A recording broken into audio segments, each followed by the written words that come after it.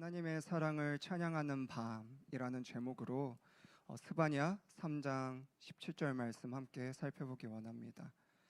우리 스바냐 3장 17절 한 구절 말씀이니까 우리 같이 한 목소리로 같이 나누기 원합니다. 우리 함께 읽겠습니다. 시작. 너의 하나님 여호와가 너희 가운데 계시니 그는 구원을 베푸실 전능자이시니라.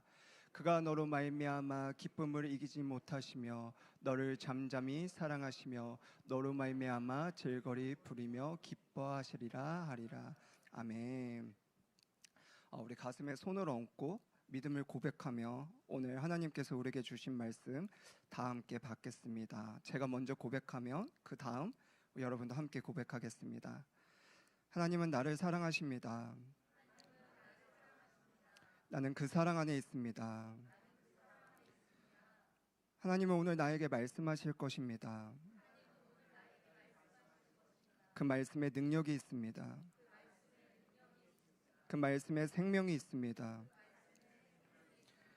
나의 마음을 하나님께 열겠습니다. 나의 생각을 예수님께 집중하겠습니다. 들은 만큼 변합니다. 들은 만큼 행복해집니다.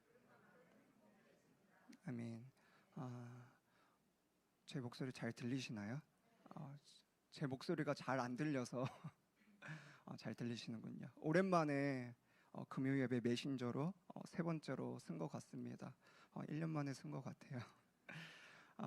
우리 점점 시간이 지날수록 공예배로 모이는 교회들이 줄어들고 있는데 하지만 한사람교회 우리 성도님들은 이렇게 늦은 금요일 밤에도 예배의 자리 또 기도의 자리를 지키는 성도님들을 바라보면서 참 대단하시다라는 생각이 듭니다. 한 주간 직장 생활 하시냐 얼마나 또 피곤하고 고됐을까.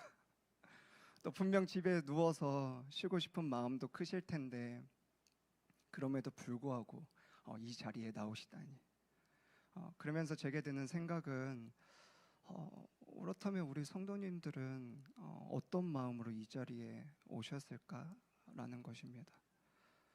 여러분은 오늘 어떤 마음으로 이 자리에 나오셨습니까? 누워서 쉬어야 할 이 시간에 오신 이유가 무엇입니까? 예배 드리기 위해서? 끄덕끄덕 하시는 분이 있어요. 하나님을 사랑하니까? 맞아요. 아니면 집에 있기 뭐하니까? 직분은 받았는데 집에서 누워있기 뭐하니까? 아니면 습관적으로 아니면 엄마 따라서 형식적으로 나오셨습니까? 이유가 무엇이든 사실 상관은 없습니다. 왜 그렇습니까? 바쁘고 피곤하지만 어떤 이유로 예배의 자리에 나왔다는 사실 자체가 우리가 의식하던 무의식하던 하나님의 사랑을 받고 싶은 간절함이 우리 안에 있고 또 한편으로 그 사랑에 반응하고 싶은 마음이 우리 안에 있기 때문입니다. 그러나 그것보다 더 중요한 사실은 이것입니다. 우리가 하나님을 찾으러 이 자리에 나온 것 같지만 사실은 하나님이 먼저 우리를 사랑하셨고 우리를 기뻐하시며 오늘 이 자리로 우리를 부르셨다라는 것입니다. 오늘 이 밤 오늘 제목 뭔지 보이시죠? 하나님을 사랑하는 하나님의 사랑을 찬양하는 밤.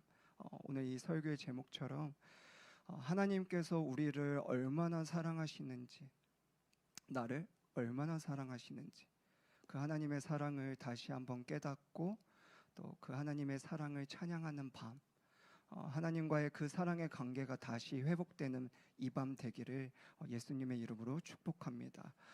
여러분은 하나님은 우리를 이렇게 사랑하십니다. 그 사랑의 모습을 오늘 스바냐 3장 17절은 이렇게 말하고 있습니다. 우리 다시 한번 고백하겠습니다.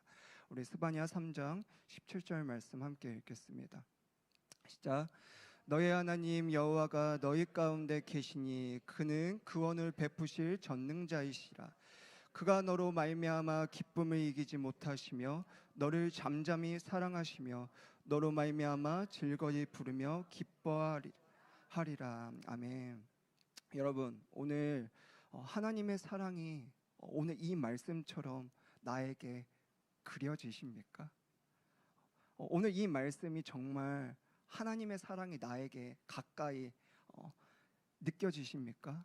아니면 좀 추상적인가요? 아니면 나에게 해당되지 않는 그런 말씀인 것 같으신가요? 하나님은 오늘 당신으로 인해서 기쁨을 이기지 못하신대요. 당신을 바라보는 것만으로도 너무 기쁘시대요. 너를 바라보니까 내가 너무 기쁘고 행복해. 그냥 사랑해 라는 말이 본능적으로 나오신다는 거예요. 그리고 우리의 이름을 즐거이 부르면서 너라는 존재로 인해서 나는 너무 기뻐. 나는 너무 행복해. 이게 우리를 바라보시는 하나님의 마음, 하나님의 사랑의 모습입니다. 이해가 되십니까? 조금? 하나님의 사랑이 좀 피부에 와닿습니까? 여러분의 표정을 보니까 아직 여전히 모르겠는 성도분들도 계시는 것 같아요. 하나님의 사랑이 와닿지 않으시나요? 네, 그렇습니다. 안타깝게도 많은 사람들이 하나님의 사랑을 온전히 이해하지도 반응하지도 못하는 것이 오늘 우리의 모습, 우리의 현실입니다. 만약 오늘을 살아가는 우리가 정말 하나님이 인간을 이렇게 사랑하신다는 사실을 우리가 안다면, 그것을 정말 우리가 믿게 된다면, 하나님에게서 무조건적인 사랑, 그 무한한 사랑이 나에게 흘러나온다는 것을 우리가 알게 되면요, 죄송하지만 오늘 우리의 삶은요, 오늘 나의 모습은요, 이렇지 않을 것입니다. 반대로 뒤집어서 이야기하면 하나님에게서 무조건적인 사랑과 그 무한한 사랑이 흘러나온다는 것을 알게 된다면요, 정말 내가 믿고 그걸 알게 되고 느낀다면요, 우리의 삶과 우리의 모습은요, 놀라운 일이 벌어질 것이라 생각됩니다. 그러니 사람들이 하나님의 사랑을 알지도 못하고 또 100% 느끼지도 못하는 것은 너무나도 참 안타까운 일인 것이죠. 저에게는 아주 사랑스러운 조카 김건우라는 친구가 있습니다. 삼촌인 제가, 그것도 남매의 자녀가 아닌 형제의 자녀를 지금까지 오랜 시간 케어하고 있다는 사실을 주변에서 뒤늦게 알게 되면요, 다들 놀라워합니다. 아니, 어떻게 삼촌이 그럴 수 있냐고, 대단하다고. 그것도 형의 자녀를, 형의 아기를 어떻게 케어하냐고, 남동생이. 전 그럴 때마다 말합니다. 제가 건우를 너무 사랑해요. 내 새끼 마냥 부모와 같은 사랑의 마음이 있으니까 그 긴 시간을 제가 버틴 것 같아요. 돌본 것이죠. 처음 건우를 마주했을 때가 생각납니다. 아직도 잊혀지지가 않습니다. 세상에서 태어난 지 2주가 막 된 침대에 잠자고 있는 건우를 어떻게 제가 잠깐 혼자 보게 되는 시간이 있었습니다. 되게 신기하죠? 삼촌이 혼자서 독대하는 시간이 있었습니다. 근데요, 그냥 이 아이 존재 자체만, 이 존재 자체만으로도 너무 기쁜 거예요. 이 아이의 이름을 작게 속삭이면서 부르면서 제가 이러고 있는 거예요. 건우야, 건우야, 삼촌이야, 이러면서 막 제가 막 속삭이면서 저의 막 마음을 막 전하는 거예요. 어쩜 이렇게 깨끗하고 순수한 이런 아이가 있을까 하면서 막 제가 막 어쩔 줄 모르는 거예요. 요새 우리 손녀들 막 태어난 아기들 보면 어때요? 막 어쩔 줄 몰라 하잖아요. 우리가 막 깨물어주고 싶기도 하고 막 사랑해주고 막 말하고 싶죠. 제가 막 그러고 있는 거예요. 근데 저거 본능적으로 사랑해 말이 나오는 거예요. 그 사랑스러운 아이를 바라보면서 막 심장이 저도 모르게 막 뛰는 거예요. 그러면서 진짜 사랑이라는 감정을 느끼면 사람이 살아있다라는 그 느낌을 경험한다는 게 이런 느낌이구나, 이런 생각이 제 애가 아니지만 제가 경험하게 되는 거예요. 그러면서 문득 신앙의 선배님들께서 하셨던 말씀이 떠올랐습니다.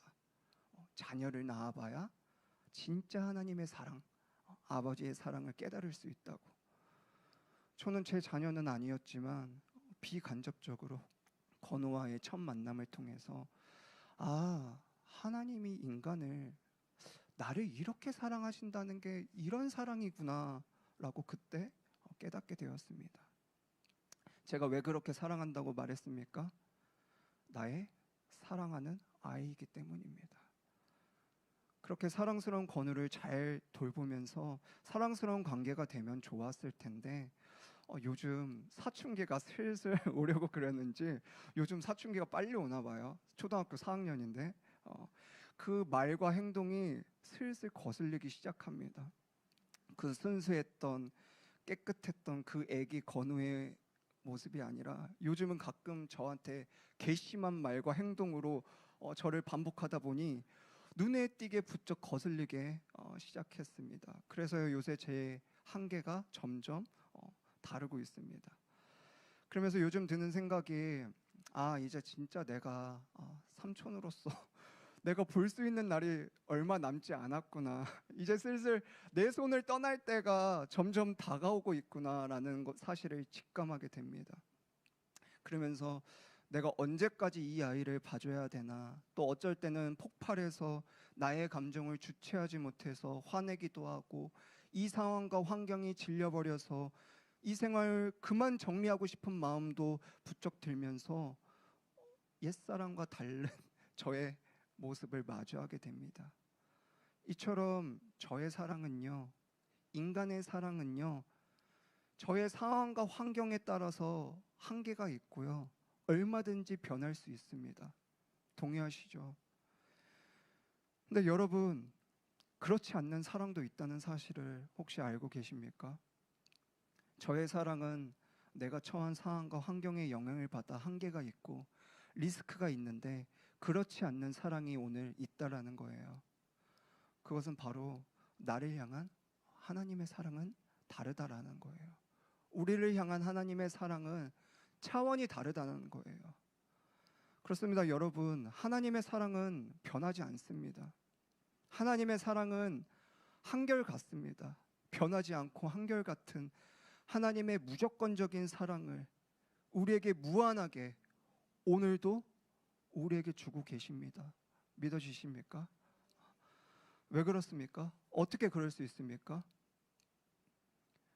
하나님은 원래 그렇게 계획하시고 원래 그렇게 우리를 사랑하시려고 우리를 만드셨기 때문입니다. 하나님의 원래 계획과 목적은요, 우리를 무조건적인 사랑을 받는 존재로 우리에게 무한한 사랑을 주시려고 애초부터 그렇게 계획하시고 그런 목적으로 우리를 만드셨기 때문이라는 거예요. 성경은 인간이 다른 피조물과 구별되는 이유를 분명히 말하고 있습니다. 우리 창세기 1장 27절 말씀 함께 살펴보겠습니다. 함께 읽겠습니다. 하나님이 자기 형상 곧 하나님의 형상대로 사람을 창조하시되 남자와 여자를 창조하시고, 여러분, 이것이 인간의 특별함입니다. 하나님의 형상대로 지음받은 인간만이 모든 피조물 중에서 인격적 존재로 지음을 받았다라는 것입니다. 그런데 인격적 존재라는 말은 단순히 인간이 지정의만을 가진 존재라는 뜻은 아닙니다. 인격적 존재란 하나님과 사랑을 주고받을 수 있고 하나님의 마음을 느끼고 반응할 수 있고 하나님을 기쁘시게, 때로는 하나님을 슬프게도 할 수 있는 그런 존재라는 거예요. 왜 그렇습니까? 하나님께서 인간을 그렇게 만드셨다라는 거예요. 하나님의 형상으로 우리를 인격적인 존재로 만드셔서 우리와 깊은 사랑을 나누기를 원하시고 무엇보다 먼저 우리를 너무나도 사랑하신다고 말씀하십니다. 그리고 인간의 존재 목적은 분명합니다. 우리 따라 말해볼까요? 우리의 존재 목적은 하나님의 사랑을 받고 그 사랑에 반응하며 사는 것. 이것이 인간이 인간답게 살 수 있는 가장 본질적인 모습입니다. 하나님의 사랑을 무조건 받고 무한하게 받고 그 사랑에 반응하는 것. 식물이 물과 햇볕이 없으면 살 수 없듯이 인간은 하나님의 사랑 없이는 절대 살 수 없습니다. 사랑이 공급되지 않으면 살아있는 것 같지만 사실은 고장난 채 살아가는 모습일 뿐입니다. 반드시 문제가 생깁니다. 하나님의 사랑이 없으면요, 반드시 문제가 생깁니다. 반드시 그 문제가 삶 속에서 드러나게 됩니다. 아니 어쩌면 지금 내가 겪고 있는 문제, 지금 내 인생에 일어나는 여러 상황들, 그 근본의 원인은요, 아마도 하나님의 사랑이 내게 공급되지 않았기 때문입니다. 그런데 오늘 우리의 삶을 보면 어떻습니까? 하나님의 사랑은 여전히 무조건적으로 무한하게 우리에게 흘려오고 있지만 정작 우리는 그 하나님의 사랑에 반응하지 못할 때가 너무나도 많습니다. 왜 그렇습니까? 바쁘고 분주해요. 이 세상이 너무나도 바쁘고 분주해요. 또 세상이 주는 즐거움과 기쁨이 너무나도 많아요. 하나님 없이도 살 수 있는 세상이에요. 또 익숙함과 안정감에 속아서 하나님의 사랑을 뒤로 밀어버려서 그렇습니다.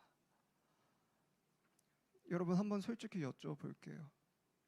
여러분은 최근에 언제 하나님께 진심으로 사랑을 고백하셨습니까? 하나님 사랑합니다. 예수님 사랑해요. 주님의 사랑이 제게 너무나도 부어져서 너무 감사합니다. 제가 주님의 사랑을 느낍니다. 제가 오늘도 하나님이 주신 사랑에 힘입어서 그 사랑에 너무나도 감사해서 오늘을 살아갑니다. 하나님 사랑해요. 이런 고백을 하나님께 드린 적이 혹시 언제입니까? 아니 목사님, 꼭 사랑한다고 말해야 사랑하는 겁니까? 이렇게 예배 드리러 나오고 큐티도 하고 묵상도 하고 기도도 하는데 이것도 다 하나님을 사랑하는 모습 아닙니까? 맞아요. 그것도 하나님을 사랑하기 때문에 그 귀한 모습들이 나타나는 것이죠. 하지만 제가 오늘 말씀드리는 것은요, 그 행위 그 자체가 아니라 진짜 내 마음을 담아서 하나님께 사랑을 고백한 그 순간이 내 삶에 언제 있었냐 하는 것입니다. 근데요, 저는 이 질문 앞에 아무 말도 할 수 없었습니다. 목사인 저조차도 창피하게도 하나님께, 예수님께 전심으로 나아가 사랑한다고 내가 언제 말했지? 잘 기억이 안 나는 거예요.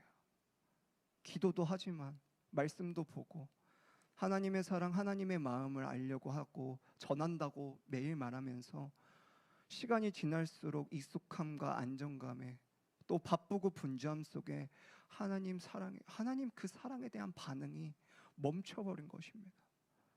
여러분은 어떻습니까? 오늘 제 이야기만인가요? 아니 어쩌면 우리는요, 하나님의 그 무조건적이고 무한한 사랑을 너무나도 잘 알기 때문에, 아니면 오히려 우리는 이렇게 반응하고 있지 않습니까? 하나님 잠시만요. 지금 제 삶이 이 문제가 너무 급하고 큽니다.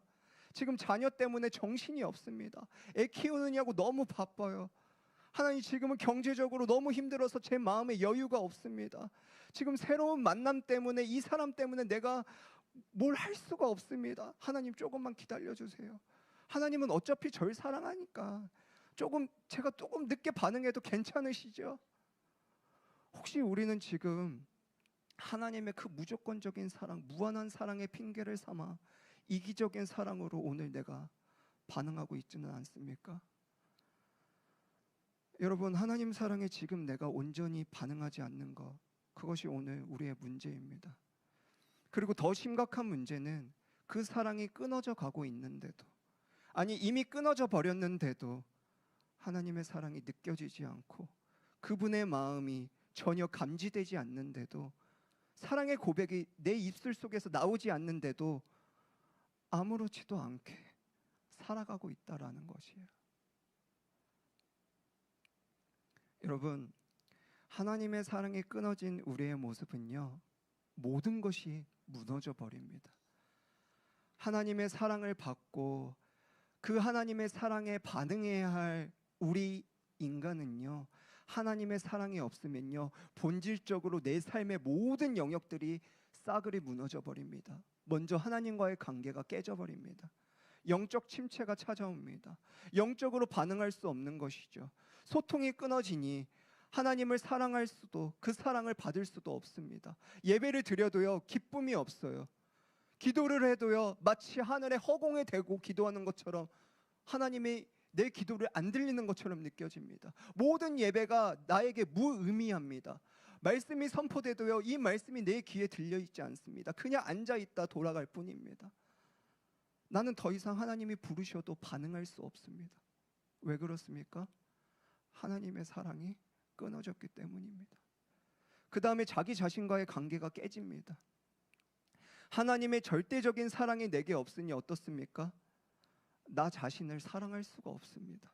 나 자신 자체를 사랑할 힘조차도 없습니다. 나 자신조차도 사랑하지 못하니 어때요? 삶의 의미가 있습니까? 삶의 의미가 없는 것이죠. 그래서 나의 이 공허한 이 빈 공간을 어떻게 채웁니까? 게임, 술, 관계, 다양한 중독으로 이 부재한 하나님의 사랑을, 이 빈 공간을 채웁니다. 그러나 어떻습니까? 채우려 해도 더 공허해집니다. 채워지지가 않아요. 왜 그렇습니까? 인간이 인간됨은요, 하나님의 무조건적인 사랑으로만 채워야 되는데, 하나님의 그 무한한 사랑을 받으면서 살아가야 하기 때문인 것이죠. 그래서요, 지금 내게 일어난 삶의 모든 문제들은요, 해결하려고 끊어내려고 우리가 못 끊어내잖아요. 지금 그 문제들, 그거야 애초부터 그게 아니에요. 진단이 잘못됐어요. 그 애를 써도 안 돼요. 안 끊어지는 거 우리가 경험했잖아요. 왜 그렇습니까? 본질적으로 우선적으로 먼저 회복되어야 할 게 있다는 거예요. 무엇이요? 하나님의 사랑이, 진짜 하나님의 사랑이 온전히 회복되어야 한다는 거예요. 하나님의 그 사랑이 내 안에 쌓이고 쌓일 때 내 자신이 온전케 됩니다. 인간이 인간됨을 그때서야 경험하게 됩니다. 그렇게 자신을 사랑하지 못하면요, 이웃과의 관계도 깨져버립니다. 늘 관계 속에서 힘들어합니다.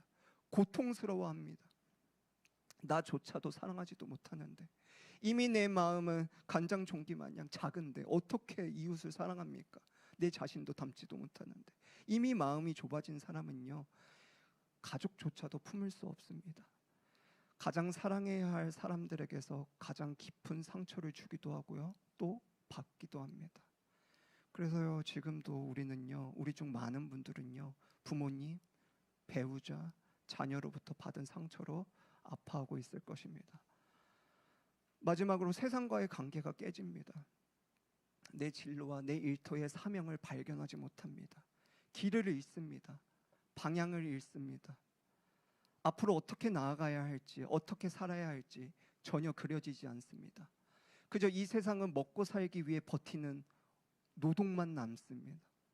그래서 이 세상이 기쁨의 자리가 아니라, 사명의 자리가 아니라 마치 전쟁터처럼 느껴지는 것이지요. 죽어라 일만 합니다. 내 미래는, 내 노후는 내가 책임져야 해. 내 자녀 내가 책임져야 해.